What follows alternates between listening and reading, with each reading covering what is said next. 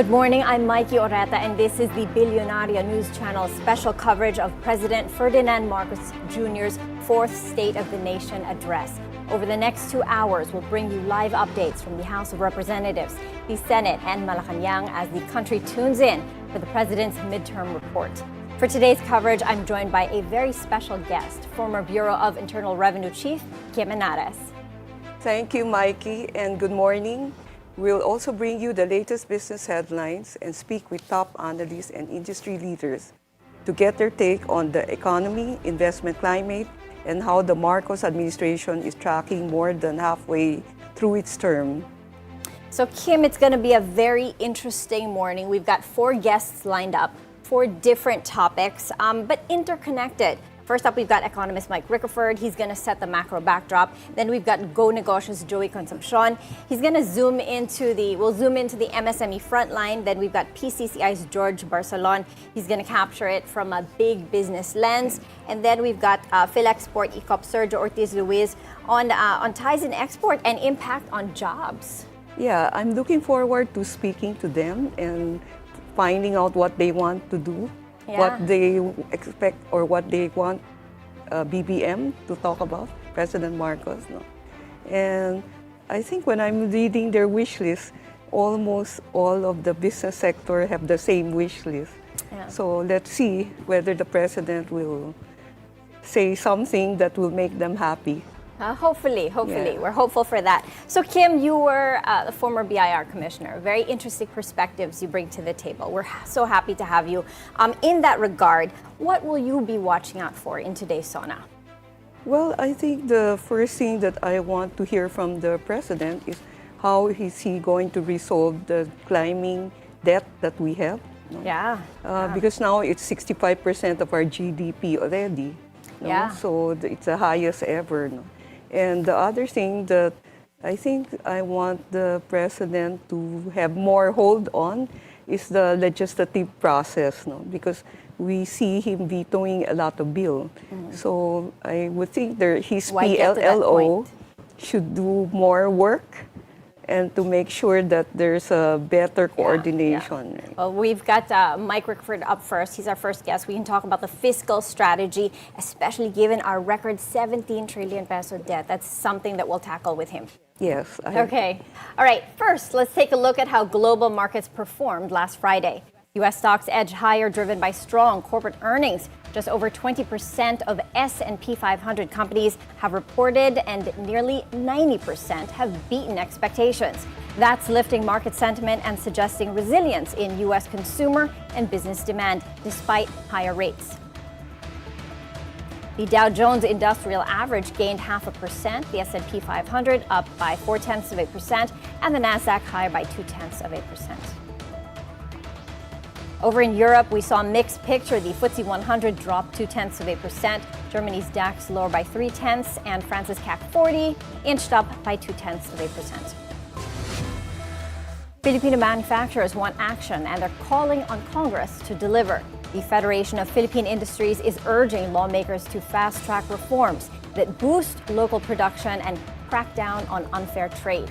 On top of that list, full implementation of the Tatak Pinoy Act, a multi-sector council to guide industrial strategy and create more to give fair incentives to homegrown factories. They're also pushing for a procurement law that favors Filipino-made goods and a green industrial policy to modernize manufacturing. To defend against smuggling and import surges, FPI wants a new anti-smuggling law, stronger trade safeguards, and real-time monitoring. They're also calling for simpler trade rules and an independent ombudsman to protect industry and attract capital. Now, all eyes are on the Batasan Pambansa, where security is tight and guests are streaming in ahead of the President's SONA. Let's bring in Joan Manalo. She's inside the House of Representatives with the latest. Joan, what's the scene looking like over there? Maiki, the House of Representatives is set to convene today for its opening, or the opening rather, of the first regular session ahead of the President's SONA this afternoon.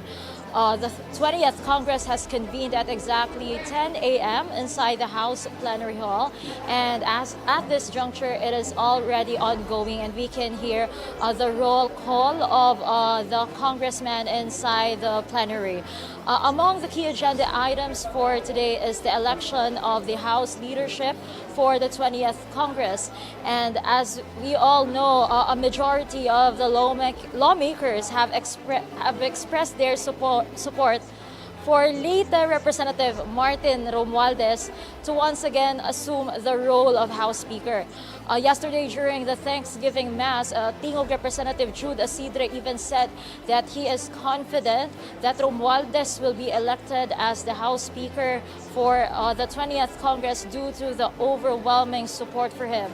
Apart from the House Speaker, among the House leadership positions to be elected today are the Deputy Speakers, Majority Leader and the Minority Leader, Deputy Majority Leader, Deputy Majority Leaders, Senior Deputy Minority Leader, and the Deputy Minority Leaders. Meanwhile, we have seen congressmen and guests arriving earlier here at the South Wing lobby together with their families and staff. And so far, Maiki, the mood here at the Batasang Pambansa remains calm, peaceful, and of course, everyone is very much hopeful for President Bongbong Marcos to later deliver his State of the Nation address. Maiki. Okay, thank you very much, Joan Manalo. The action is gonna, it's going to ricochet as we get closer to the actual SONA, and we'll keep you updated. Well, we'll get more updates from you on that. Thank you, Joan. Car sales are reviving up, and the Philippine auto sector is on track to smash the 500,000 mark this year. Vic Soco of GT Capital Auto says the industry grew 6% in the first half, defying high costs and global headwinds. Campi is aiming big, targeting 500,000 units in 2025, up from 467,000 last year. Demand is holding strong, and if momentum keeps up, the road ahead looks wide open.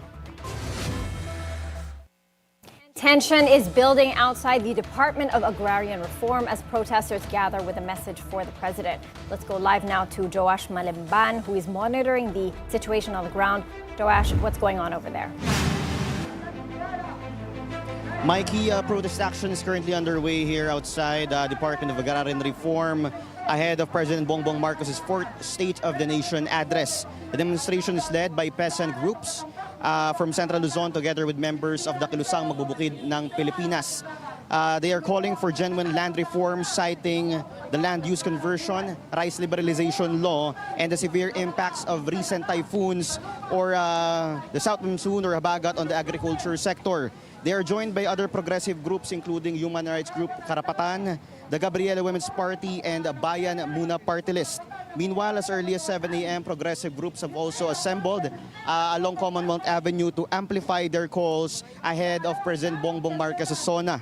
Their demands include an end to U.S. imperialism, an end to human rights violations, and the provision of livable wages. Heavy traffic is expected today along Commonwealth Avenue, so the MMDA is urging motorists to take alternate routes, especially to those heading to or from Fairview. Alternate routes include Mindanao Avenue or North Avenue as exit points for motorists passing through Fairview. For those coming from Katipunan, light vehicles may take Magiting Street, while trucks and other vehicles may take the Luzon flyover towards Congressional Avenue. Maiki. Okay, Joash, we hear heated dialogue behind you, and visually we're seeing a lot of angst. The energy on the ground, how is it now, and do you expect that to ricochet as we get closer to the actual SONA?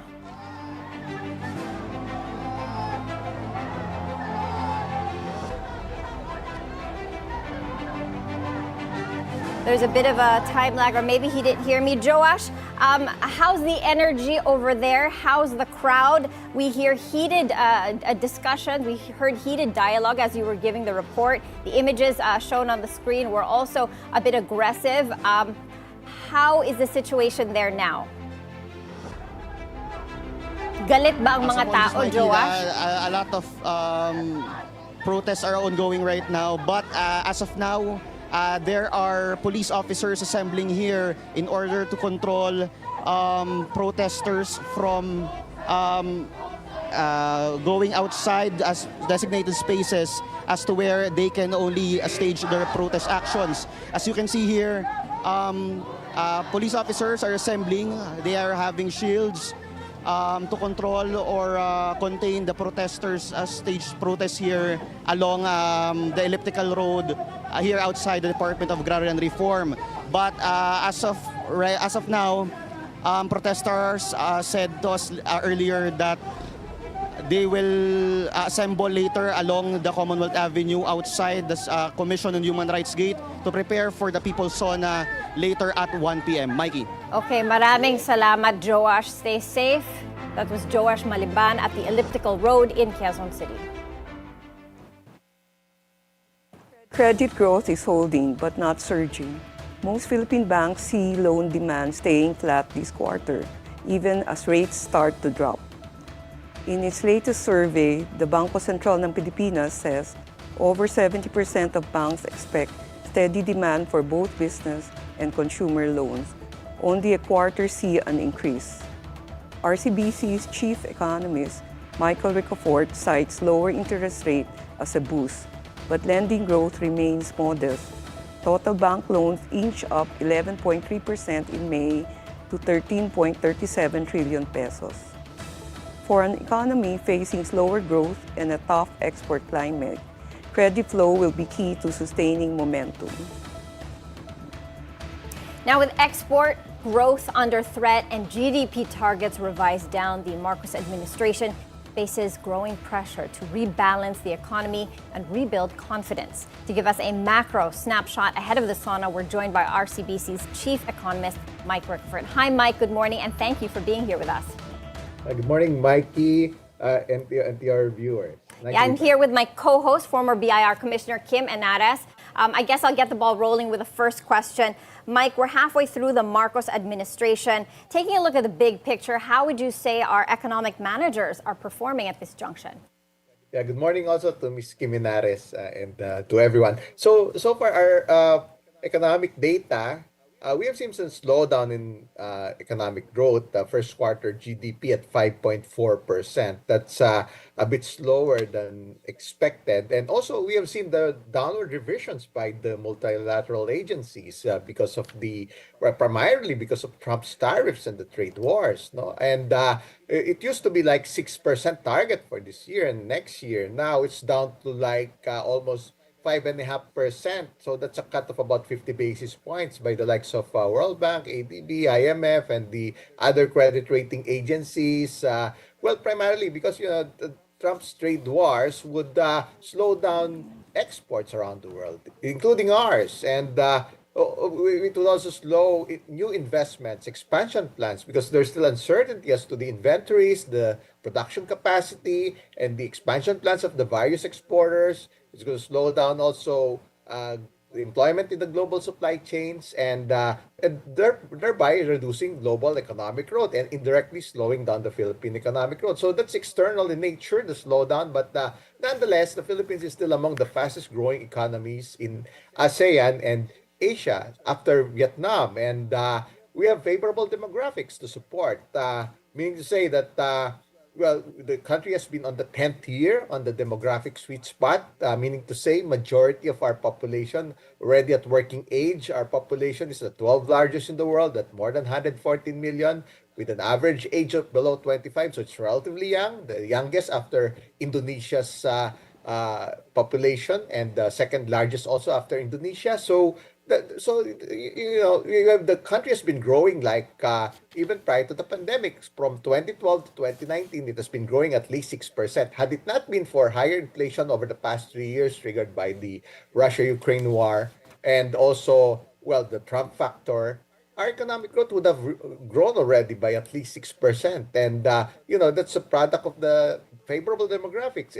Imagine more than half of the Filipinos are already they can already work, more than 50 million Filipinos, and they would earn income, they have spending power, they would, some of them would start families, they would also purchase homes, purchase vehicles, they would shop, they would travel. That's why we're among the fastest growing economies in the region right now. And we're the last to enter that demographic sweet spot. We entered that since 2015. And other countries were much earlier than us. Like Japan was in 1965. It was 50 years earlier than us. Hong Kong and Singapore was 1980, and South Korea 1985, China 1990. Other ASEAN countries were earlier by 10 to 15 years. So now it's the moment of the Philippines. That's why it's very important for us to have, to take advantage of this favorable demographics, because, our markets are very much attractive from the point of view of global companies, like the biggest automaker in the world. Yeah. Mike, I'm going to have to ask you to hold that thought. We have a question from my co-host, Kim Henares. Go ahead. I have a question because we keep on saying we are in the sweet spot in our population, no? But how do you address the mismatch? No? Because most of the laborer are minimum wage. They're not. We didn't unlock productivity. So how would you, would you advise the government to do to address this mismatch? Yeah, that's an interesting question. I think she means, our growth looks good on paper. Yeah. But when you go out to the streets and you see things, it paints a very different picture. How do you reconcile that, Mike?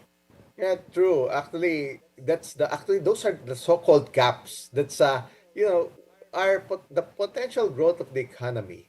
This is now the moment of the Philippines to on a catch-up mode, so to speak. So there are still gaps in the likes of infrastructure, gaps on the productivity of the population. Some of the global banks, they're of the view that the Philippine economy could potentially go up in terms of ranking. Now, the current rank last year was number 33 in the world. So there's that mismatch. True. That's you can see that on the ground. We have the 12th largest population, and yet our GDP is just number 33 in the world. Though that already improved. The year prior to that, it was number 34. 2 years prior to that, it was number 38. And some of the global banks, especially those that the one that coined the term BRICS, that invented that term, meaning Brazil, Russia, India, China, South Africa, well, the Philippines could catapult to number 15, potentially, to number 20. Now, that would be the next 15 to 20 biggest economies in the world. Currently, we're number 33, so that would be around 20 notches higher from where we are. So there's that mismatch, yes. That's why it's very important. The way they see it, what would be the timeline? When would this all happen? Yeah. For us, it would be 2050 to 2075. So we have to be kind of patient about it. Yeah. So another glaring thing, Mike. From now, and so therefore, in the interim, so there's a need to. Well, the potential is there. Yes, education is the biggest equalizer. That's why the biggest budget allocation. This would be one of the usual SONA items. Education is the biggest budget allocation because, well, now, of course, most especially STEM courses that's needed by the world. Look at the at least the favorable metrics that would suggest that. For OFW remittances, the Philippines is number 4 in the world, $40 billion. So in an aging world population, the Philippines sends its workers abroad. And for BPOs, we're number 2 in the world after India. It's earning $40 billion. And we're number 1 in contact center or customer service. That's 70 to 80%. That's a subset of the BPO. India is number 1 in BPO, but when it comes to customer service, they cannot beat the Philippines. The global companies, whenever they outsource, they want the best for their customers. And sometimes it starts with the welcoming culture, of course, the accent. Mike, can I ask a question? Because in the big beautiful bill of Trump, there's a 1% tax for remittance. How do you think it will affect the remittances that we're getting? Because the U.S. is the major remittance market that we receive, no? So there's going to be a 1% tax on this. So how will it affect us? Well, Well, that's a very good point, Commissioner Kim. Well, especially now, yeah, that's been the feedback. At least 1% tax with one big beautiful bill signed by Trump on the 4th of July. That's about uh, well more than 2 weeks ago, and yeah, that's going to slow down remittances because they have to pay up. Although it's kind of minimal and negligible.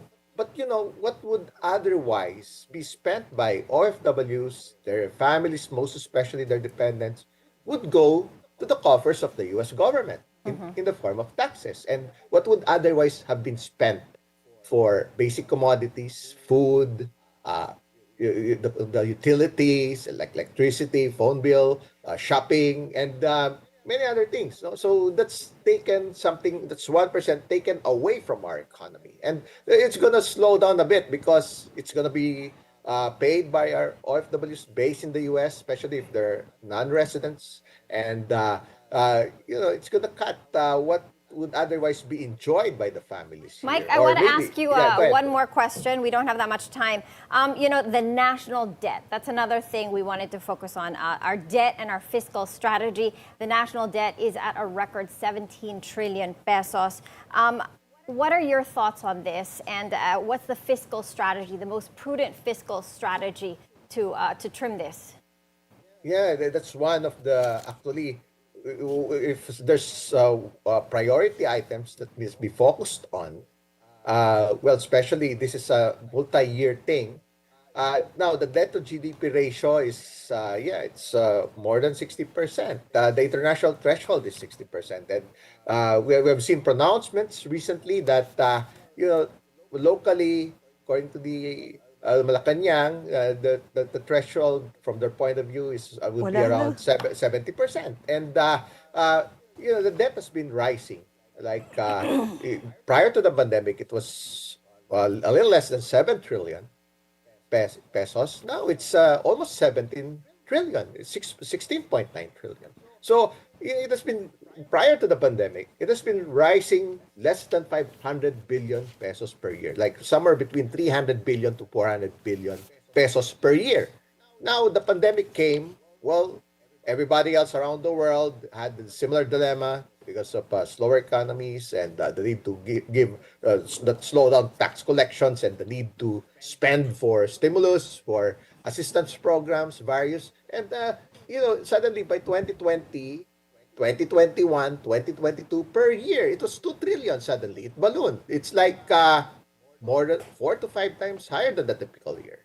And thereafter, around 2023, 2024, it's like a little less than around 1.3 to 1.4 trillion. It's kind of big. It's still like almost 3 times compared to the pre-pandemic increments. But of course, we need to acknowledge the fact that now the government may be also be starting to service the debts incurred during the pandemic. Just like next month, there's a 5-year retail treasury bond maturing worth 516 billion, 5-year tenor, 5 years ago, and it's going to mature August 12th. So those kinds of debts would need to be, will be serviced already. And the key metrics to look at, of course, the share of the debt servicing in the national budget. The latest data that came out is a little over 14%. The critical point, it was 20 years back when the debt to GDP ratio was more than 70%. That was really the time to come up with fiscal and tax reform measures, meaning to say intensifying tax collections. Good thing Commissioner Henares is here with us, and it's running after tax cheats, using existing tax laws, maximizing everything to ensure we sustain the recurring sources of tax revenue collections of the government. That's on the revenue side. And on the expenditure side, of course, more disciplined spending, anti-corruption, anti-leakage, anti-wastage. So, Okay, Mike, back then, one last question. We've got to wrap this up. very serious. As an It was economist, taken very, very seriously. Mike, one last question. Time is tight. As an economist, what would you like to hear from the president in today's SONA? Maybe just enumerate some things really quickly. Yeah, so it's really the reform measures, continuing with this on the fiscal side. You know, three different administrations, three previous economic teams, they're very consistent about, conservatism on ensuring that the government sustains the recurring tax revenue collections. And, the last resort would still be new taxes, higher tax rates, and, of course, there are still other reform measures like the right sizing of the government that would also try to rein in on the in terms of more disciplined government spending and boosting the productivity of the government, because other than education, the other biggest equalizer would be technology. That's one of the key essences of the right sizing of the government is to boost the productivity using the best technologies, and same goes with the rest of the government to further digitize and reduce Okay. costs in the process, and further boosting the output per person and the overall productivity of the government, All and right, that would Mike, thank effectively you so eliminate much. wastages and narrow the deficit and curb the growth in the debt of the Yeah. country. Thank you so much, Mike Rickerford, Chief Economist of RCBC Bank. Thank you. Yeah, yeah. Thank you so much, and to your viewers. Now, as the 20th Congress opens, the Senate minority bloc up ahead of crucial budget talks and the impeachment case of Vice President Sara Duterte. Hannah T joins us live from the Senate. Hannah, what's the latest over there? Hi, Mikey. Ahead of today's events, one shift is now confirmed. Senator Risa Hontiveros will be joining the minority bloc. Hontiveros says her plans to form an independent group will no longer push through. She was invited first by Senator Ping Lacson and says they are like-minded when it comes to checks and balances, fiscalizing the majority, and asking crucial questions, especially now that the Senate is faced with a delicate impeachment case as well as crucial budget talks. She admits there are differences with senators like Tito Soto, who is also poised to lead the minority. But Hontiveros insists she will remain an independent-minded senator, voting on an issue-to-issue basis. On the impeachment of Vice President Sara Duterte, Hontiveros maintains the Senate impeachment court is still convened. That's her working presumption. She says senators are expected to sit again as a court tomorrow, but all eyes are still on the Supreme Court's decision declaring the impeachment unconstitutional. She confirms that there are now efforts to file a motion for reconsideration and a joint resolution, both aimed at seeking clarity and making the process less legally difficult. Hontiveros says she hasn't heard any plans yet among senators for the Senate to file its own MR, since the lower chamber earlier expressed its intent to file one. She believes it's best to discuss the issue in plenary, not just in closed-door caucuses, since the Senate is still formally convened as a court. And when asked what to expect from the minority, her answer was clear: not to uphold the Senate rules, to fiscalize, and to keep watch over the majority. Mikey. Hannah, who else is likely to be part of that new majority, and how might that change the dynamics at the upper house?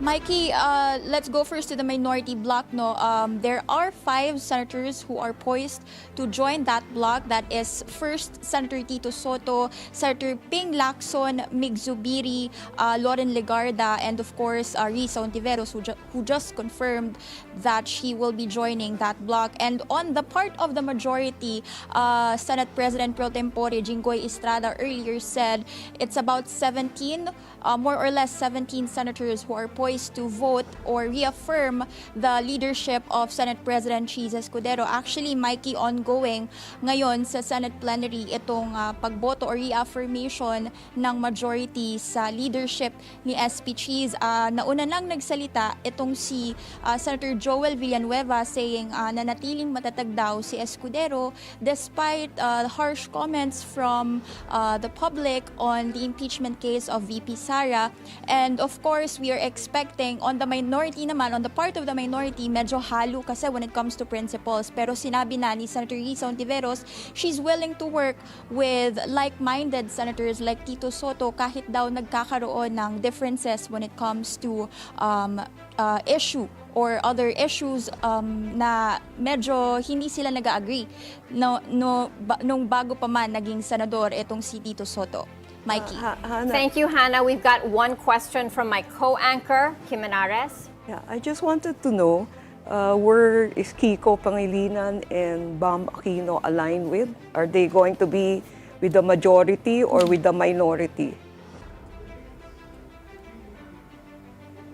Good question, Kim. Actually, we asked Senator Risa Ontiveros about that if meron siyang info, but she'd rather not answer or talk on behalf of the two senators dahil daw mas magandang marinig na lang daw mismo kina Senator Bam at Senator Kiko yung kung magjo-join ba talaga sila sa majority, although meron na rin naman ng talks na ito nga ay posibleng ang mangyari dahil focus nila ay makuha itong committee chairmanships.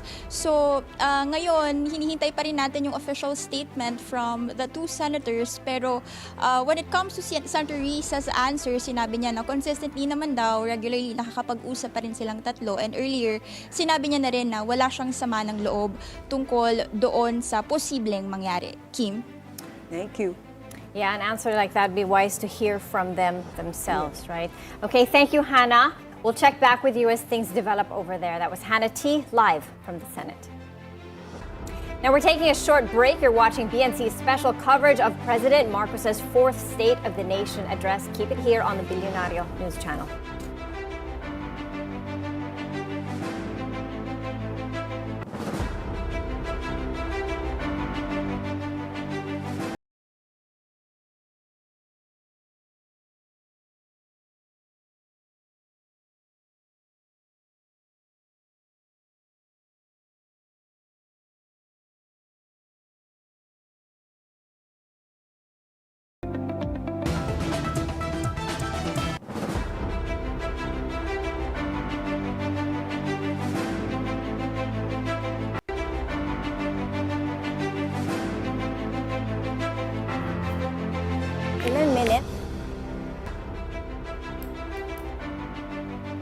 With weak demand, rising costs, and global uncertainty, micro, small, and medium enterprises are now under new pressure. In a consumption-driven, import-dependent economy, MSMEs provide most of the jobs, yet remain the most vulnerable.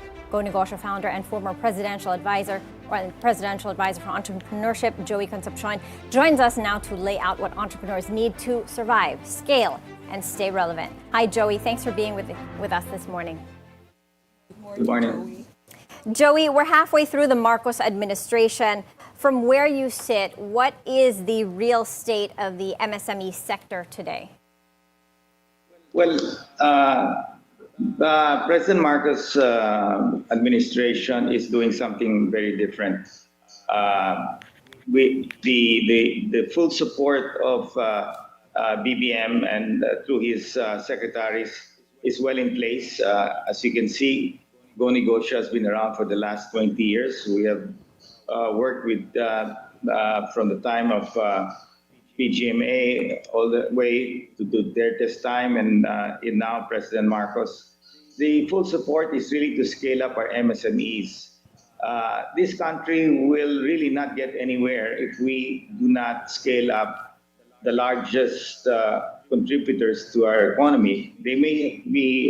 They're large in numbers, the micro, small, and medium enterprises, but they're in the millions. And if we are able to really make them part of the economy, considering that under President Marcos, he has enacted a lot of things that are doing well. I mean, we're opening up tourism. We're really trying to focus on MSMEs to scale them up, to not become micro entrepreneurs for the rest of their life. We want them to accelerate to become small and eventually medium enterprises. So that is a huge number, and poverty is a challenge in this country, but that can be lessened if we are able to make the Philippines more inclusive. Yeah, Joey, this is Kim. What would you advise? Yeah, what does the MSME need from the government so that they can grow and so that their business, so that they can scale up and stay relevant? So right now we have a very good partnership with the Department of Trade and Industry, Secretary Roque, who is an entrepreneur herself and knows how to help the MSMEs. And we've been pounding and really pushing really hard with our programs. As you can see, it's all over social media where we go to the different malls provided by Ayala, SM. We bring the micro entrepreneurs there. They meet close to 200 to 300 mentors in these events. We've been doing this for the last 20 years. And of course, it's a challenging sector because you're trying to help these people rise above poverty and make their business models more relevant, considering that today digitalization is helping the small entrepreneurs. Before, with traditional media, where everything had to go to TV and print, now it has totally changed. It's in the hands of young entrepreneurs who can really promote their own business models. And so with government and the private sector teaming up together to help scale this micro to become small, small to become medium, and maybe some of the medium become large, then our economy will grow faster. Kim? Yeah, you have a follow-up? I have a question. Because the Bureau of Internal Revenue imposed a withholding tax on online selling, how is it affecting the MSME? Well, I don't think the impact is huge. I mean, the government also has to generate income for its own budget. And the biggest thing that has happened in this generation is social media.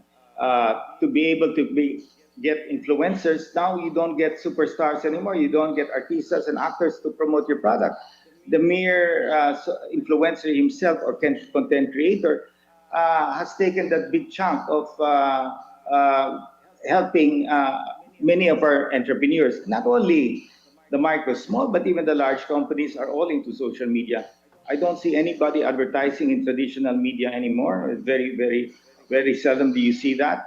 So we are teaching the micro and small entrepreneurs on how to become either influencers and content creators and to be able to promote their products or their services through social media. So that is a big game changer because before there was no access for these small entrepreneurs to be able to be visible with the consumers. But now that has changed. And this is why we're putting a lot of emphasis together with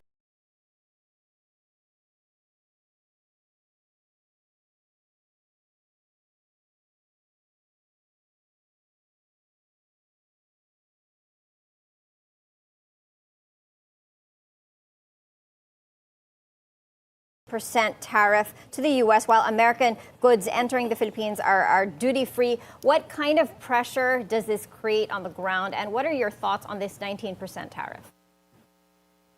Well, I think it's better than the other countries. We have no choice. I mean, America is a very powerful nation, and we can live with it. It doesn't mean that it's the end. I mean, we bring in wheat from the United States. We bring in the wheat from the United States because it's one of the best wheats for our bread and all of that. I am not really bothered by that.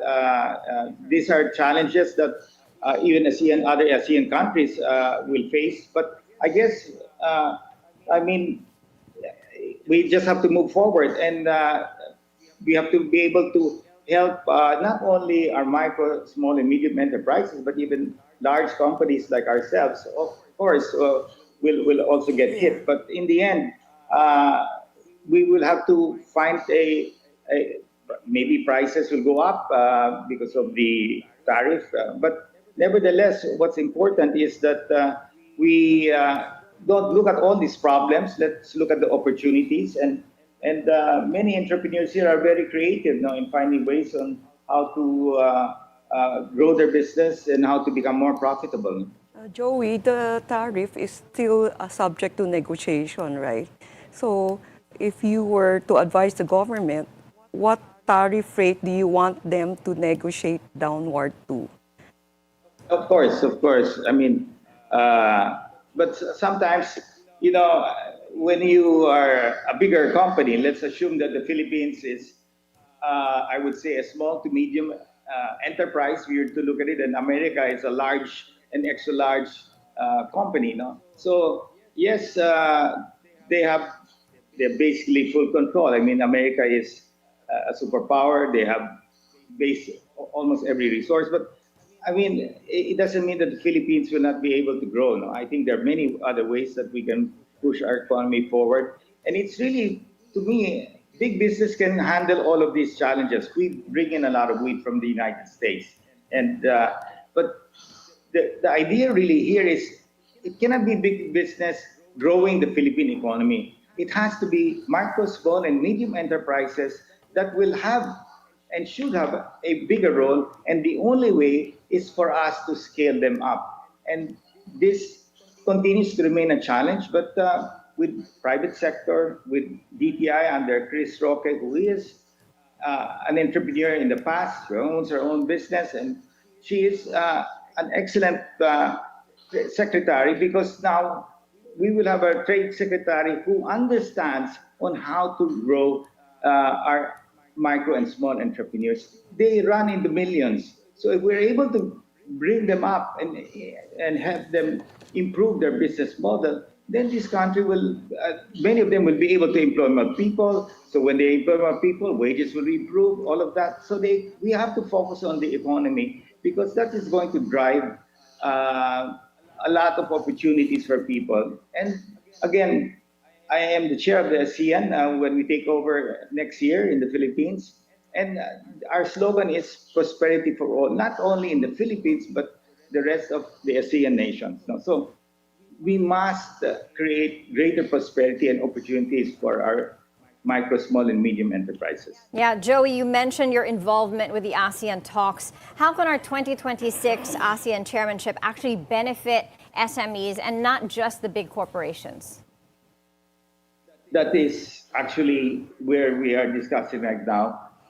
We had a retreat, the ASEAN-backed Business Advisory Council, a retreat a couple of weeks back, and we brought them to the Philippines. Malaysia currently is the chair right now. And they're all focused on really creating more jobs. No? And to create more jobs, you have to create more entrepreneurs who will scale up. It's just the way it is. No? So yes, ASEAN, 10 countries, not all of them are rich. Many of them are struggling as well. And what is important is these 10 ASEAN countries have to work together to become a solid force, no? And to be able to bargain better if we group together. And that is the intention. You need scale. If you don't have scale, nobody's going to listen to you. I mean, you'll just be bullied all over. And that's why you have many of, like ASEAN coming together. You have the European nations coming together. America has 50 plus states, so they have scale. So we have to create scale in ASEAN so that we have a better chance. Mm-hmm. Joey, last question from me. You've seen both the public and the private side of policy. What's your honest message to our economic managers today? How do we rebuild trust and momentum for the MSME sector? Well, I have to say that everybody who is involved in MSMEs in government is doing their best. And in fairness, I would have to say that even the First Lady is very supportive. Bulk of our micro, small, and medium enterprises are women. So we have two ladies, the First Lady and Secretary Chris Roque, who is there giving us the moral support and, of course, whatever support is needed by those implementing on the ground. So at this point in time, we have brought in close to 500, 600 mentors all over the Philippines. No? And that is over 20 years. So this is something, we just didn't start Go Negosyo this year. We've started 20 years ago. And now we are seeing greater and greater impact. All our events are packed to the roof. Mall of Asia, etc. When we have events every other 2 weeks, you can see that the thirst for learning is there. They have the passion. They are seeking help. They wait in lines for 8 hours. They come in as early as 12 midnight. They're waiting already in the doors for the vaults to open. So you can see that the hunger of many of our micro and small entrepreneurs is there. They want to learn. They want to succeed. and they need help. And that's why the big guys, the big brothers today, we are mentors ourselves. We mentor these entrepreneurs, and we want to give them hope. Once they don't lose hope, then that's it. The things will not work. So we must give them hope that there is a future for them to be able to become a Ricky Razon, Jaime Zobel, Tony Cation. It is always possible if you help these people scale up. All right. Thank you so much, Joey Concepcion, the founder of Go Negosyo. Thank you. Now we're taking a short break. You're watching BNC's special coverage of the President Marcos's fourth State of the Nation address.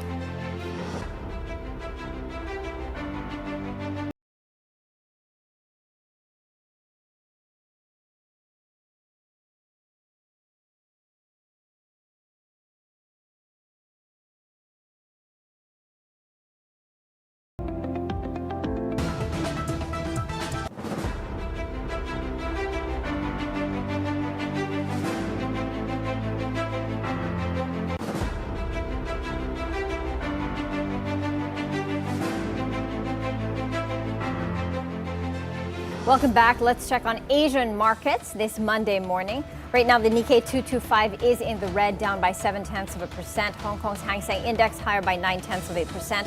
Shanghai's Composite up by 0.3%, and Singapore's Straits Times Index down by 0.2%. Now here at home, the PSE Index slipped last Friday for a second straight session as investors booked profits from big banks and waited for stronger policy signals ahead of President Marcos's SONA. The main gauge fell by 0.5% to close down at 64.13, dragged down by Ayala Land, which lost nearly 3%, and major banks like BPI, BDO, and Metro Bank all in the red. Bank stocks are under pressure as falling interest rates threaten to squeeze margins. Corporate loan rates are dropping, but deposit costs aren't coming down as fast, eroding profits for lenders with large, low-cost deposit bases. Investors remain cautious, caught between rate uncertainty, high valuations, and a lack of fresh catalysts. Still, the PSE Index ended the week with a 1.75% gain thanks to strong early momentum. Friday's value turnover reached 6.95 billion pesos with foreign inflows of 113 million pesos. Over the near term, the market is looking to today's SONA for a clear economic roadmap, including firm commitments on infrastructure spending, investment incentives, export support, and a credible plan to shield the economy from global tariff shocks. Earnings season and the implementation of the new U.S. tariffs on Philippine exports will also be key triggers ahead. Now, currently, the market is in a holding pattern, but if the SONA offers coherent, investor-friendly agenda, it could be just what's needed to restart momentum and lift confidence into the third quarter. Taking a look at the main gauge today, as of 10:56 this morning, the main gauge is in the red, down by 1%. The broader all shares index is in the red as well, but not by as much, down by just 0.4%. We're seeing a mixed picture out of the sectoral indices. Volume is at 477 million, valued at 1.56 billion pesos. Market breadth is negative with 82 decliners, 72 advancers, and 48 stocks unchanged. Taking a look at the currency market, the peso opened weaker at 57.13 to the greenback, down from its previous close of 57.11. Now, with export growth slowing, tariffs rising, and investors waiting for stronger signals, the business sector isn't just watching the SONA, it's looking for direction. Joining us now to lay out their top priorities is George Barcelon, the chairman of the Philippine Chamber of Commerce and Industry. Good morning, sir. Thank you for being here with us. Good morning. Thank you for inviting me. Good Nice seeing George. you, Kim. It's been some time. Yes. Nice seeing you. I'm interested in hearing what you want BBM to say this SONA. Yeah, we're halfway through the Marcos administration. What would you say is the temperature on the ground given the, all the external headwinds and our current macro position? Obviously, of course, the president just came back from the U.S., no?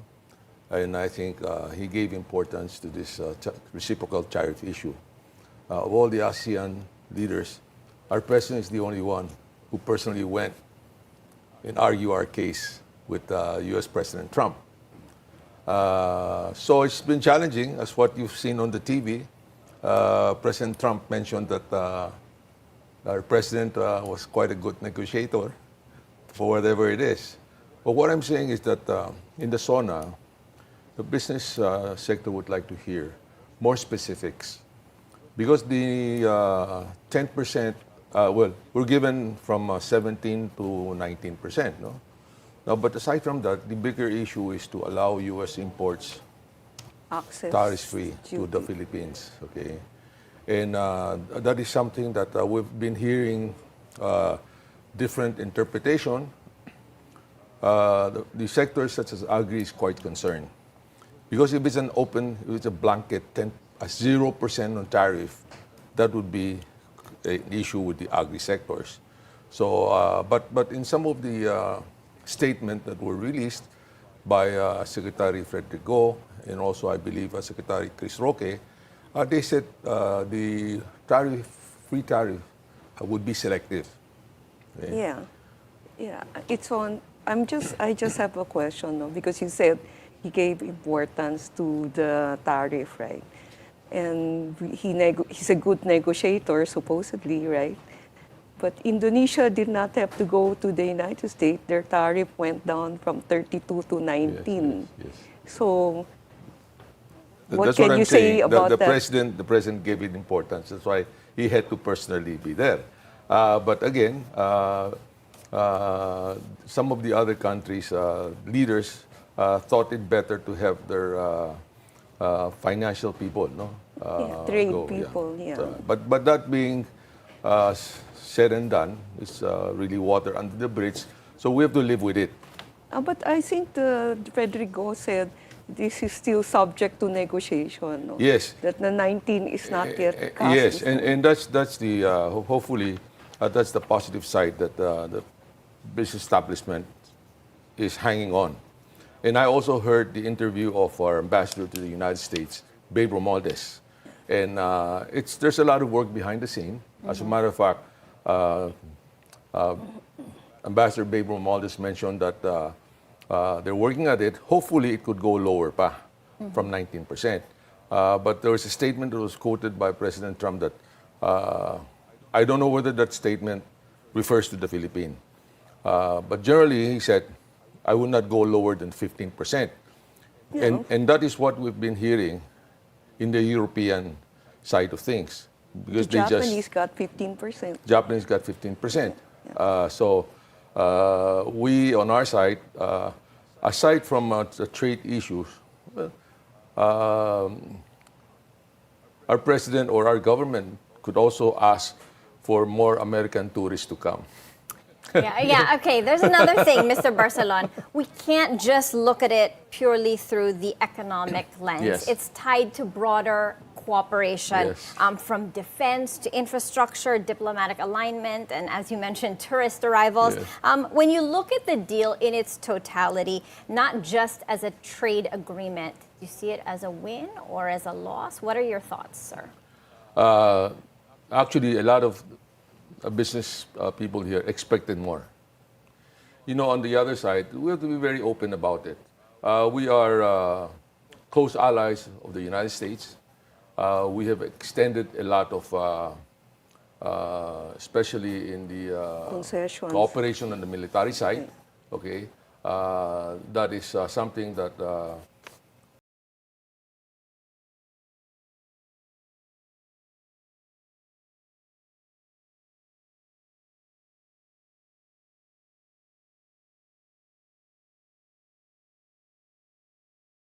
closely allied to the U.S. It is not yet hopeless. They can still negotiate it down to 15, right?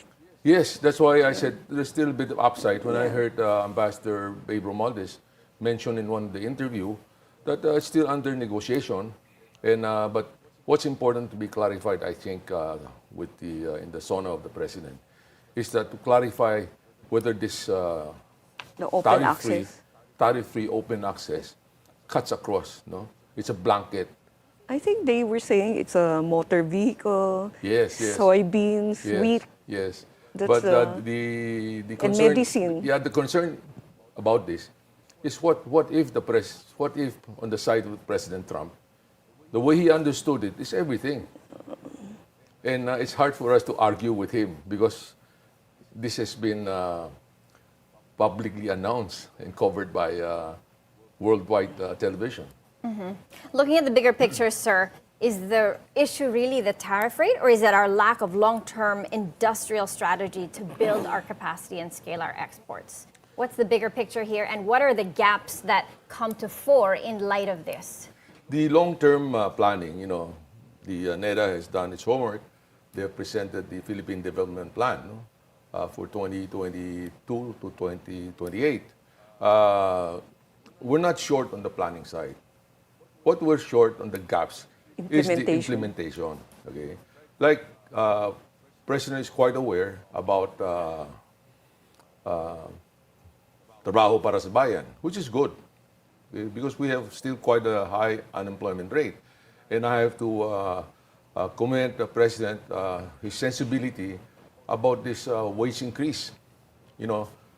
Both lower house, upper house have been pushing for a much higher wage increase. So President was, has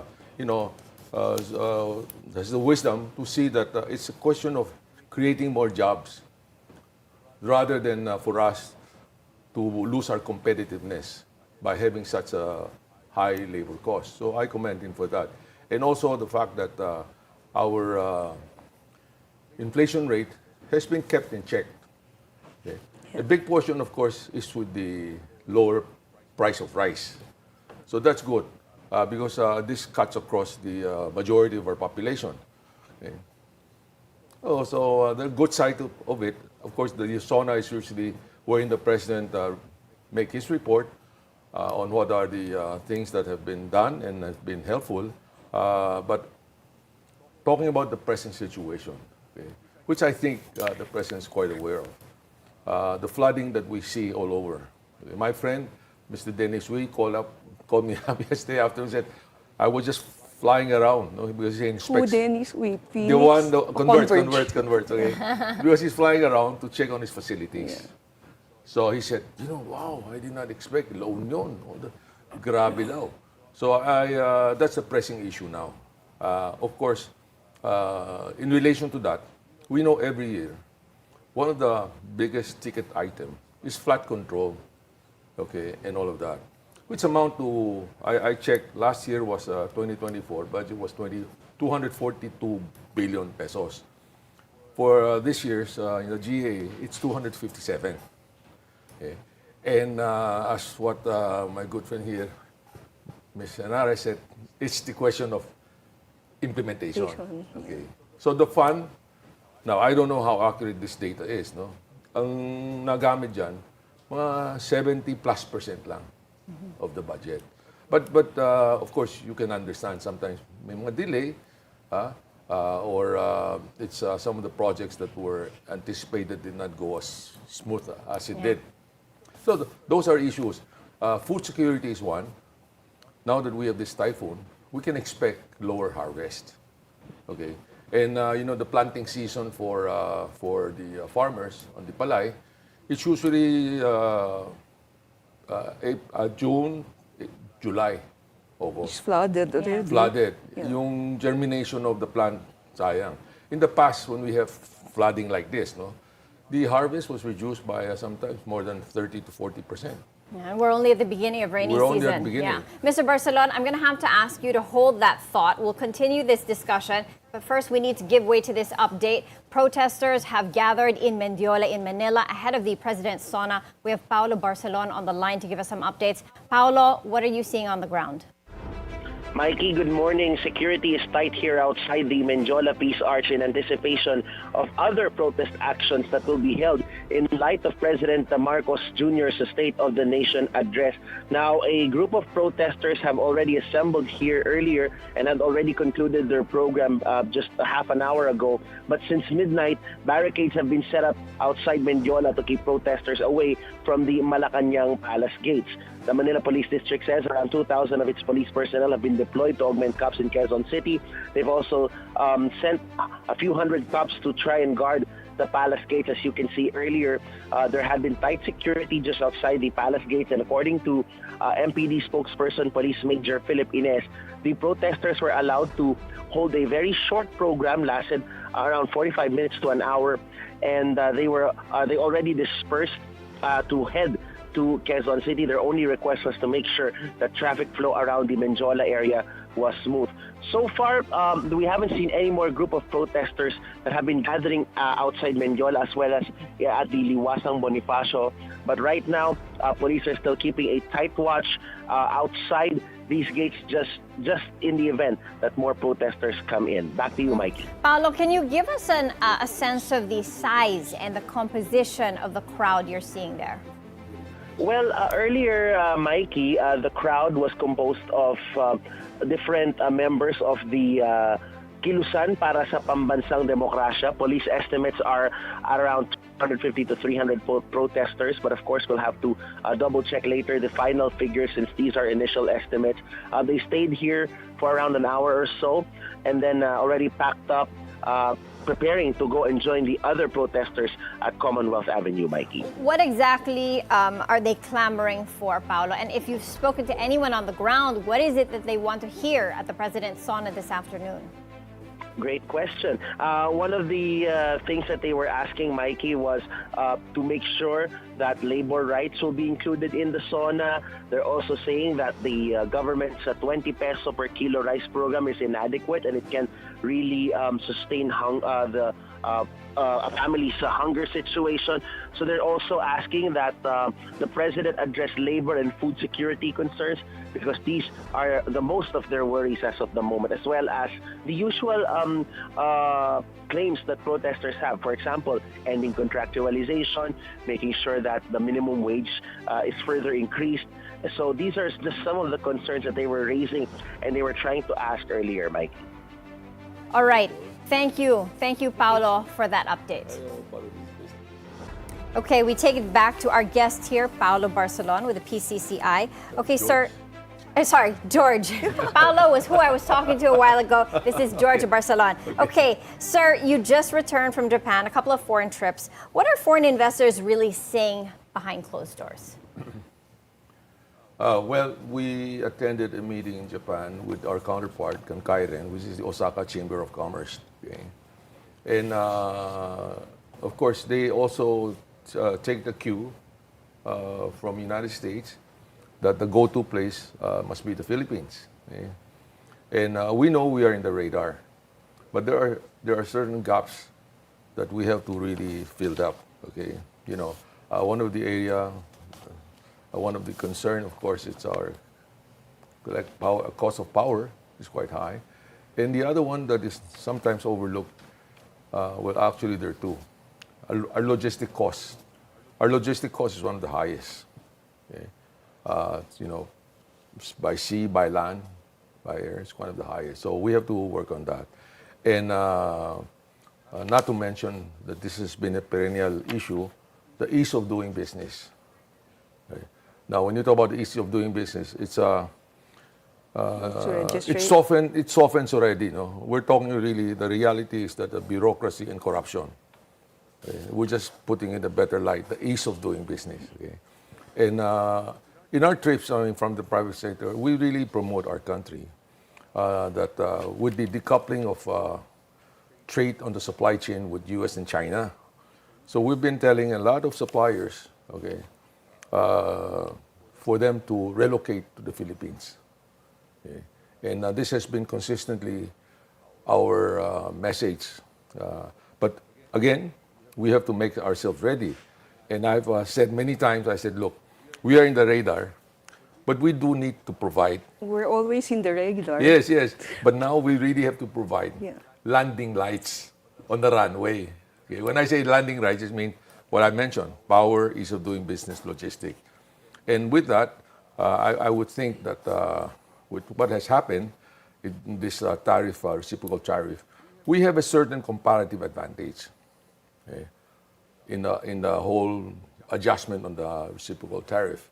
But the thing is, our industrial base among the ASEAN countries is one of the weakest. Okay, Just to add on, of course, we do have a lot of trade deficit with our ASEAN countries. Yeah, I have a question. You said that we are in the radar, but if, if you look at our economy, we don't really have raw materials. We're really just, we import, if we are in the radar, we have to import raw material, assemble, manufacture, Yes. and then export. No? So most of the raw materials are in the other ASEAN countries. So how do we leverage? You're saying we have the advantage, but if you look at it, we have to import all our raw materials from somebody else. Well, of course, whether you'd be in manufacturing, of course, you need the raw material. But I think one of our edges is really our human resources. Okay? And of course, segue a bit the importance of education. But we recently had our Visayas business conference, and we had this hackathon competition. And you can see a lot of young Filipinos, they have that talent on this new disruptive technology. Our young people grew up with that. Of course, formal education is just as important. So we now see that there's a lot of, the gig sector is growing. Yung mga freelancer, they know about IT, and that is also a potential for us. So human resource for us must be looked into, but of course, raw material is, supply chain is just as important. Yeah. Sir, taking a look at where we stand now, we are a consumer-driven, import-dependent economy. What part of that narrative would you like to change? And what's realistic within our lifetime, perhaps even shorter, within the next 3 years of this administration? Structural change does not come very fast. Okay. We have Secretary of Education, Secretary Senator Sonny Angara, okay, and we have collaborated with him for a couple of times, and we know that we have to keep focus on the education side. We do, sad to say, we do badly on the assessment, international assessment. Okay, so we have to approach it in a different way, like encourage, this gig sector, this industry. A lot of young people are taking it up by themselves. So I think there's an upside, but it has to be structured learning. Okay? On the side of like one of the initiative of PCCI is TechVoc, technical vocational. Yeah. Okay.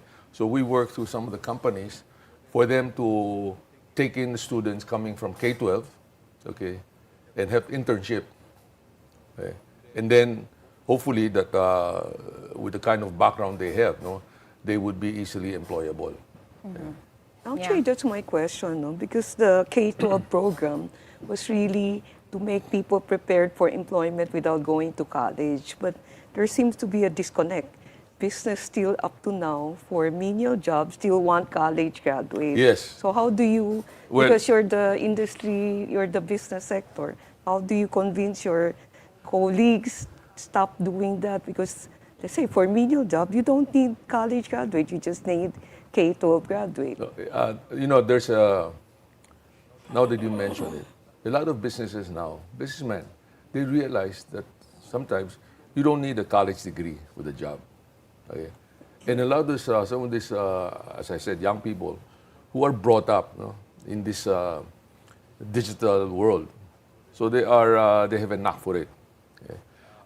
But talking about given the choice for a company to hire, when you have a college student, that person underwent additional 4 years.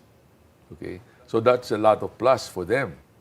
So it's a question of the capacity of the businesses to absorb.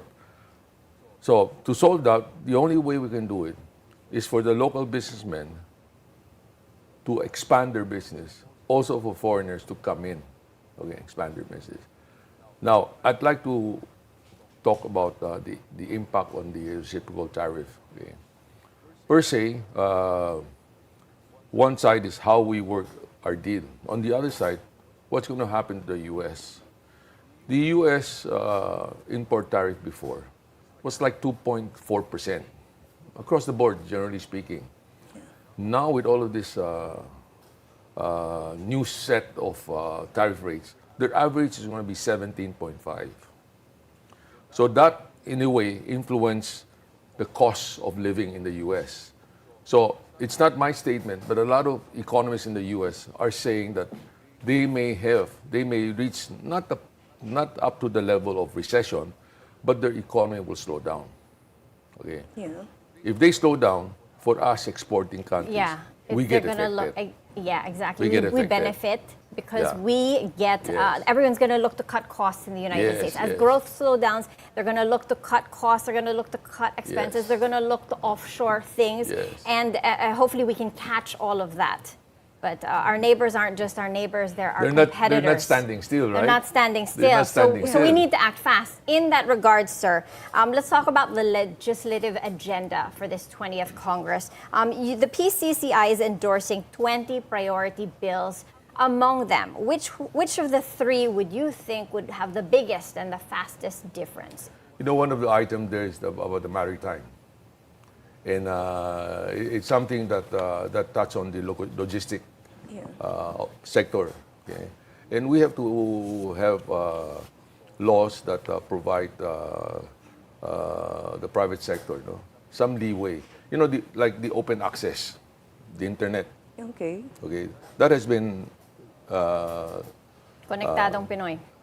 it's a law already, right? Not And then- Konektado Pinoy. Not No, yet. not that one. Open access the open transition access. bill. So now you have people in the business like the Starlink, you know, all of that. No? They are providing connectivity for the underprivileged or for the less accessible. Okay? So these are works, as I said, it will take time, okay? But at least we start. Okay? We have about 20 items there. As of course, this is really for the president to glean over it and see what's important. No, but For you, what's important in the 20? you know, I mentioned earlier, and which the president mentioned in his SONA last year: education, health, food security.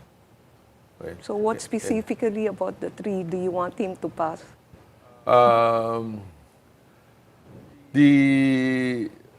We have enough laws, okay? But what really the business would like is that kind of environment wherein we are able to project ourselves, no? That not only are we ready for business, but we're ready for business like other countries in Vietnam. Well, wherein the rules that they have in attracting investors are very consistent. Okay? Here we have a lot of people would come here. You know, we talk to a lot of people visiting the Philippines, and the first priority is we want to be in Pesa. PESA, okay?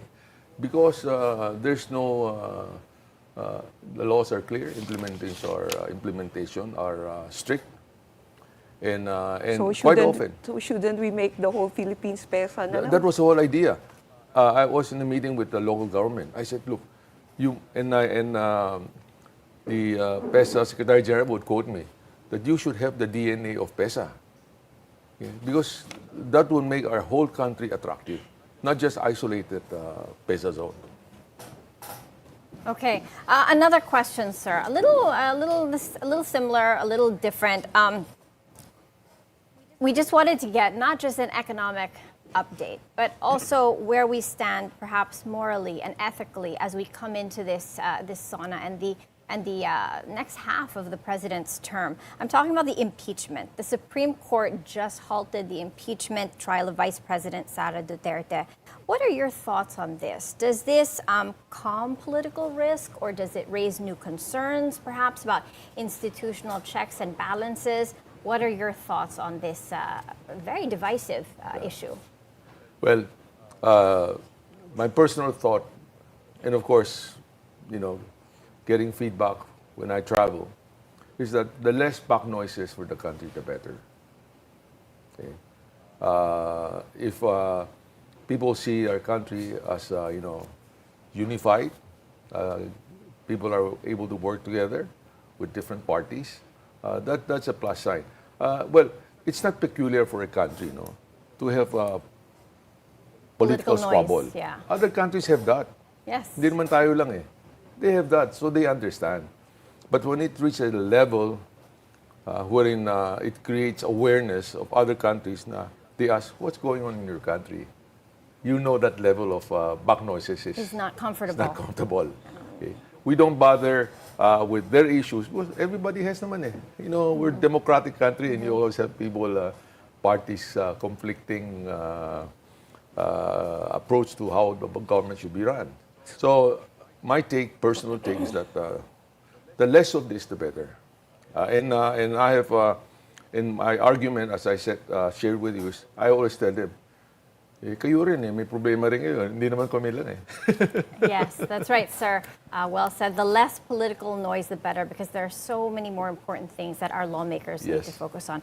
Thank you so much for your time, George Barcelon, the president of the Philippine Chamber of Commerce and Industry, chairman of the Philippine Chamber of Commerce and Industry, or PCCI.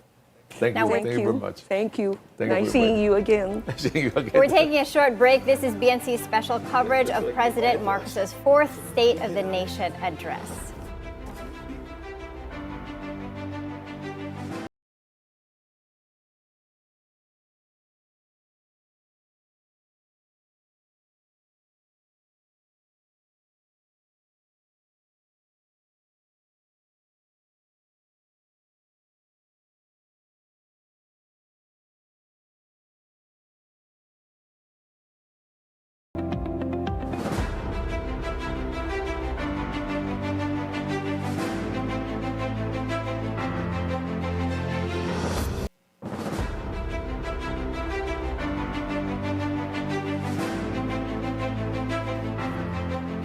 Welcome back. Filipino home buyers now have more options under the revamped Pambansang Pabahay para sa Pilipino program, or 4Ps. The shift comes after President Marcos ordered a reboot to make the flagship housing program more flexible and more inclusive. Housing Secretary Jose Ping Aliling says Filipinos are no longer a captive market with limited choices. The updated program now covers subdivisions, rentals, and even incremental or staged housing, plus a revived community mortgage plan. The goal, tailor housing to what families can afford and not force them into a one-size-fits-all scheme. On another front, ₱1 trillion down the drain, Senator Panfilo Lacson is raising red flags over possible corruption in the government's flood control program. Lacson claims up to ₱1 trillion of the ₱2 trillion allocated since 2011 may have been lost to graft. Even as flooding gets worse, he calls it a failure in planning, preparation, and implementation. The senator says he expects President Marcos to confront the issue in today's SONA and plans to bring it up again during budget deliberations. Baguio Mayor Benjamin Magalong wants answers and a third-party audit after part of a Cannon Road tunnel collapsed during Typhoon Emong. The tunnel at Camp 4, designed to block rockfalls, partially gave way, raising red flags about its structural integrity. Magalong is demanding an independent review to check for design flaws and to hold anyone accountable. Still, he says that the tunnel did what it was built to do, protect lives. And he's giving credit to the DPWH for swiftly addressing the damage. House Speaker Martin Romualdez says that the president will lay out an inclusive agenda in his SONA, highlighting gains in economic recovery, education, and infrastructure. But he also admits Filipinos are still grappling with high prices, healthcare gaps, and job uncertainty. The Trade Union Congress of the Philippines is pressing Malacanang to prioritize a ₱200 daily wage hike. They say workers' rights and livable wages must take center stage in both the SONA and the next legislative push. We're taking a short break. You're watching BNC's special coverage of President Marcos's fourth State of the Nation address.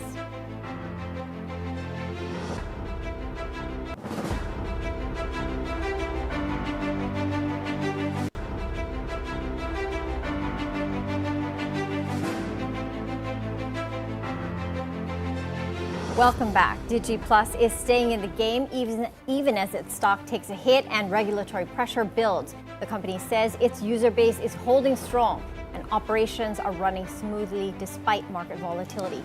Chairman Eusebio Tanco is banking on solid fundamentals and tech infrastructure to get DigiPlus into the PSE index. But executives warn new rules like raising cash-in limits for online betting could backfire, pushing users to illegal sites. DigiPlus is calling for a tougher crackdown on unlicensed operators, saying it could boost Bagcor revenues by up to 300 billion pesos. Now, the 19% U.S. tariffs on Philippine exports could shave up to 0.4 of a percentage point off of our growth, according to Nomura. Nomura Global Markets Research calls the tariff rate relatively high and warns it poses meaningful downside risk to the economy. With Nomura's baseline GDP forecast at just 5.3% this year and 5.6% in 2016, even a modest hit from tariffs could weigh on confidence and investments. As exporters absorb the impact of that 19% U.S. tariff and employers brace for rising cost pressures, the stakes are high for the Marcos administration to regroup and respond. With jobs, trade, and confidence on the line, we turn to a voice who represents both sides of that equation. We have Sergio Ortiz Luis Jr., president of PhilExport and ECOP. He joins us now with what exporters and employers need most ahead of today's State of the Nation address. Hi, sir, and thank you for being here with us. Morning. Okay, we'll get straight at it. We'll talk about that 19% tariff. I wanted to ask how you feel about it, and from an exporter's perspective, how worrisome is this, especially to our competitiveness?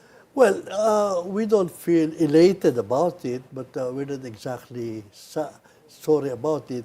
We're just worried that if our competitors are given lower, then we have a problem. Right now, you know that from the U.S. point of view, only 1% is our export to them, no? Half of which is electronics. No? So we're talking of that little 1/10 of other products. On the garment side, it is okay. Why? Because good thing that it was clarified by Secretary Go and Secretary Roque that there's still negotiation going on. And the good thing about it, Vietnam, which was brought to our level, we were so afraid. On the garment side, for instance, they are slapped 40% from transshipment from China. And we are not. We don't have a textile industry, so we're sourcing most of our. So we're very competitive in that case, in that area. I think that also applies to furniture. These are the other. I don't know about agricultural products, but I think negotiation is still going on. No? So while we're not so happy about it, that we are hoping that we'll be given something like 12, but we're not exactly disappointed about it. Let's hope that further negotiation will clear up some of the questions that we have. So you want a tariff of 12%? Yes, because we are so small and we are the best ally here. Most of the consideration would be geopolitics, and I don't think it was taken considered by President Trump. No. Did you voice this desire of 12% to our trading negotiator? No. We were hoping that it will be lower than the 15% that they gave to. Yeah, but shouldn't you ask the trade negotiator, please aim for 12% so that they know how to negotiate? But I did express my opinion before they left that we should not offer anything.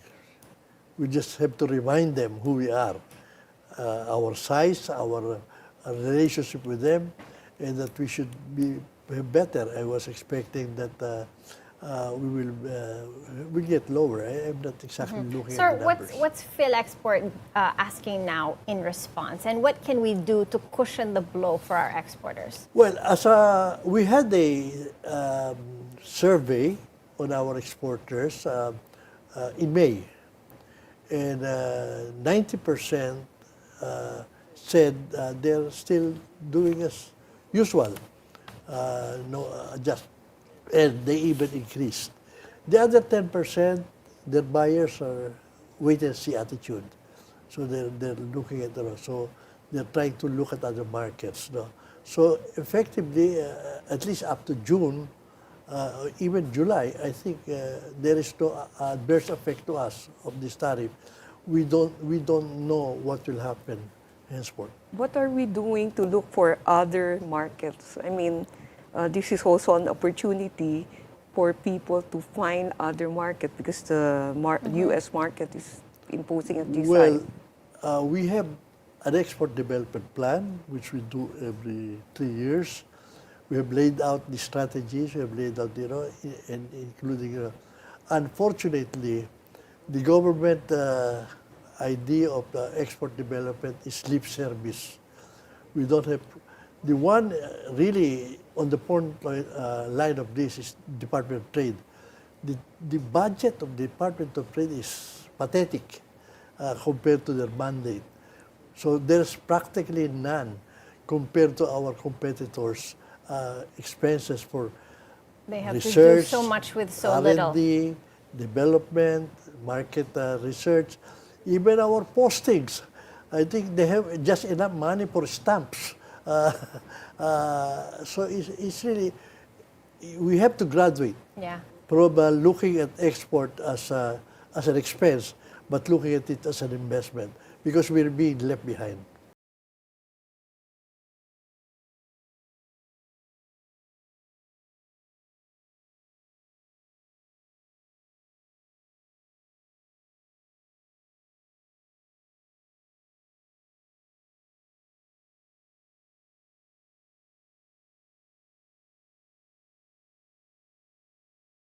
Export do you want him to say? We are on the third revision of the Magna Carta for SME.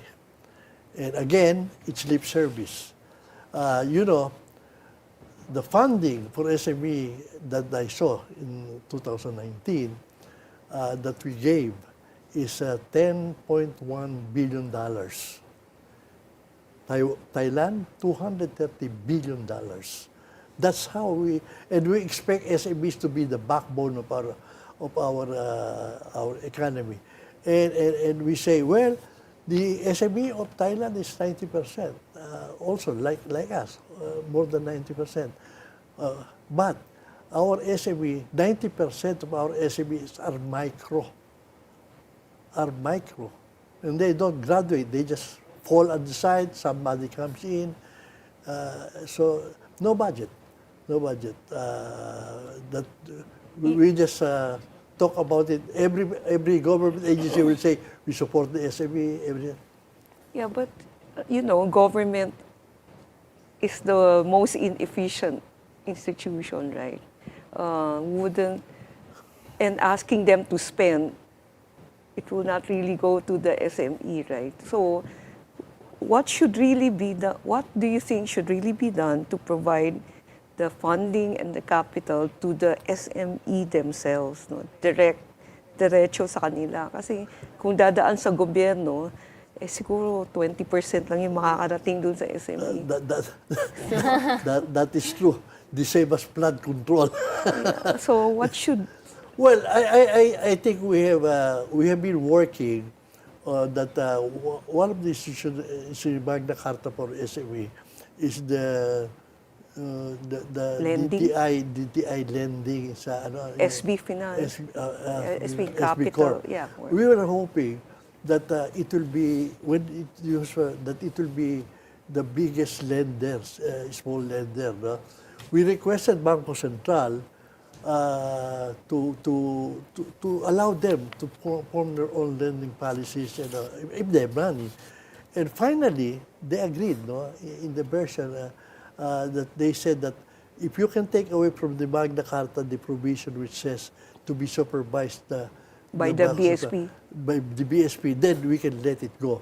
They can form their own rules, lending rules, similar to not giveaway like Tupad, but some lending that they will have to consider that there will be expenses based on it, but there will be returns. So unfortunately, there's no funding. I was hoping that we were giving away sa CCT noon 87 billion,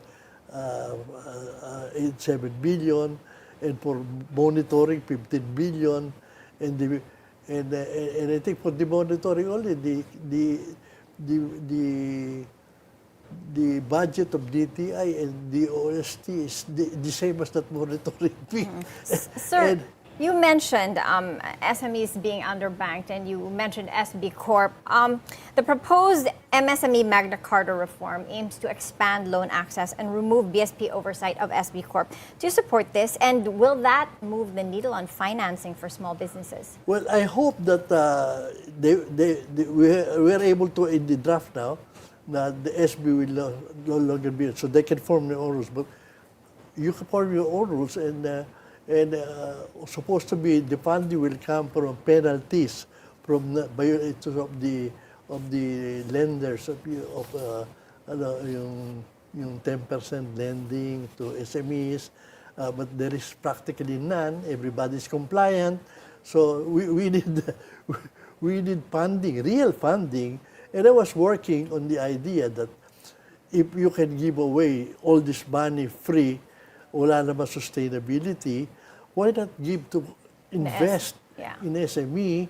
Maybe 50% will be paid, but they can create jobs, they will create employment. Why doesn't Maharlika Fund invest in SB? I hope they can. Corp, so that they can provide the funding for I this. hope they can. That would be a good source. Maharlika Fund can be. Well, initially, give it 20, 30 billion, and then as it goes along, I'm sure we will develop our SME to the point that it will really be the backbone of our economy. Okay, we're going to have to ask you to hold that thought, sir. We have to go to this. We interrupt this interview for a minute. A major leadership decision has come down from the Senate floor with a clear majority backing one familiar name. Let's get the details now from Dexter Ganive. He's on the line. Go ahead, Dexter. Yes, Maiki, with the support of 18 lawmakers of the upper chamber, Senator Cheese Escudero remained as the Senate President of the 20th Congress. Senator Tito Soto, who lost his bid for Senate presidency, assumes the post of the Senate Minority Leader. But he refused to take oath, as he explained that in the previous Congresses, when he was elected Minority and Majority Leader, he also did not take the oath, but nonetheless, he accepts the position as Minority Leader at the Senate for the 20th Congress. During the first session this morning, also elected as the Senate President pro tempore is Senator Jinggoy Estrada. Senator Joel Villanueva takes the seat of the Majority Leader after being elected as the chairperson of the Senate Committee on Rules. Based on the Senate rules, the chairperson of the Committee on Rules will automatically be the Majority Floor Leader. Senator Tito Soto, yes, as I've said, he refused to take the oath as Minority Leader. Meanwhile, Senator Bato de la Rosa nominated retired Police Major General Mau Aplasca to be the new Senate Sergeant at Arms to replace Lieutenant General Roberto Ancan. Aplasca was then the administrator of the Office of the Transportation Security. The Senate session was suspended earlier today for the senators to prepare for the attendance at the Senate at the State of the Nation address of President Bongbong Marcos later this afternoon at the House of Representatives. The Senate session will resume tomorrow at 3 o'clock in the afternoon, and one of the agenda will be the election of chairmanships of the various Senate committees. Mikey? Dexter, what have been the reactions to Senate President Chiz retaining this post? As of now, during his acceptance speech, Senate President Chiz Escudero called for unity, whether they are for majority or they belong to the minority of the Senate, and he asked them to work together, whether they have other differences in opinions or other issues. And he welcomed and he thanked the fellow 18 senators who voted for him as the Senate President. Mikey? How solid is his support base heading into this next session? Come again, Mikey. How solid is the support base of Senate President Chiz as we head into the next session? Yes, the support is overwhelming because aside from those who belong to the majority black, the Duterte black support the presidency of Senator Chis Escudero. Senator Bato de la Rosa seconded actually the nomination earlier by the nomination of Senator Chis Escudero, Mikey. Okay, no change in the Senate leadership. Yes. Thank you for that update, Dexter Ganibe. Yes, ma'am. And now we return to this interview. Okay, sir, I wanted to ask you about wage hikes. A 50% wage hike in Metro Manila just took effect, and boards in the region are reviewing theirs. You've appealed against further wage hikes. How can we meet them halfway? What are your thoughts on this? Well, we have always said that the Congress created the Regional Wage Board, and we support it. For the last several years, yung barya-barya sinasabi nila, we have overtaken everybody in minimum wage. We're now the highest in the region from the lowest before. Now, we would like to really emphasize that the minimum wage earners in the Philippines, out of 52 million in the labor market, is there only about 4 million. And every year we keep adapting, we keep adjusting them, saying that this is for the workers. No, they're a minority of the workers. And the unfortunate thing about it is in the formal sector where they are, no, which is 16% of the workers of the 52 million, the enterprises there is 90% are micro. 8% is small, 1% is medium, less than 1% is large. So when they're talking kayang-kaya, they're talking about the medium and the large and part of the small. Yes, sir. I have because normally when you do a minimum wage increase, no, although it does not impact those that are not in minimum wage, what people do is automatically they all increase them by the same. There is a law actually. When people are pushed, that is why from about 4 million, it impacts on the others. No, nagkakaroon ng merong formula. Inaabot ng 5 million. Pero normally, kasi para wala nang isip-isip pa yung mga businessman, di ba? Kasi hihingi ng salary increase. Normally, kung 50 pesos yung increase, lahat ng tao, ini-increase sila ng 50 pesos sa kumpanya nila. No? So, may impact yan sa buong workforce, di ba? That is true. And remember, the 50 pesos is not only 50 pesos. That you increase the pag-ibig, the SSS, so it's really plus 30%. So 50 pesos will be 65 actually. Pati retirement, pati yung ano. Yeah, pero syempre we have to balance in both them. I mean, yeah, we might be higher than others, but our cost of living is also higher than others, That is true. right? So, parang comparison is not apple versus apple, no? Because the cost of living in other country, which has a lower minimum wage, is lower rin. So the workers is caught in this, their cost of living is going up, but their salary is not going up. But at the same time, because you cannot kill the goose that lays the golden egg, diba? You cannot kill the business. So how will the two reconcile? Well, that is why I was saying we should, even if we're not happy, some of the decision of the regional wage board, they're the one who balances it.